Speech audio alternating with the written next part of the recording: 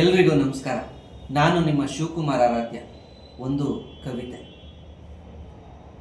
ನಾನು ಸರ್ಕಾರಿ ಶಾಲೆ, ನಿಮ್ಮ ಎದೆಯೊಳಗೆ ಅಕ್ಷರ ಬಿತ್ತಿದವಳು, ನಿಮ್ಮ ಕಣ್ಣುಗಳಿಗೆ ಜಗವ ತೋರಿಸಿದವಳು, ನಿಮ್ಮ ದನಿಗೆ ಜೀವ ಕೊಟ್ಟವಳು, ನಿಮ್ಮ ಕೈಗೆ ಲೇಖನಿಯ ಅಸ್ತ್ರ ಕೊಟ್ಟವಳು, ನಿಮಗೆ ಆತ್ಮಸ್ಥೈರ್ಯದ ರೆಕ್ಕೆ ಕಟ್ಟಿದವಳು.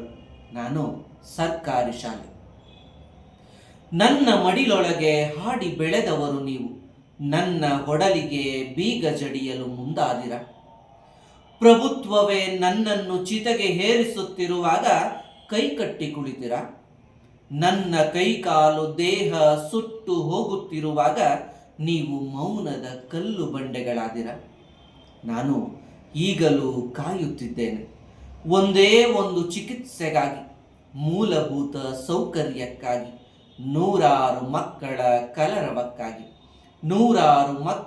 ಕಲರವಕ್ಕಾಗಿ. ಯಾಕೆಂದರೆ ನಾನು ನಿಮ್ಮವ್ವ, ನಿಮ್ಮನ್ನೆಲ್ಲ ಹಡೆದವ್ವ, ಪೊರೆದವ್ವ. ನಾನು ಸರ್ಕಾರಿ ಶಾಲೆ. ಧನ್ಯವಾದಗಳು.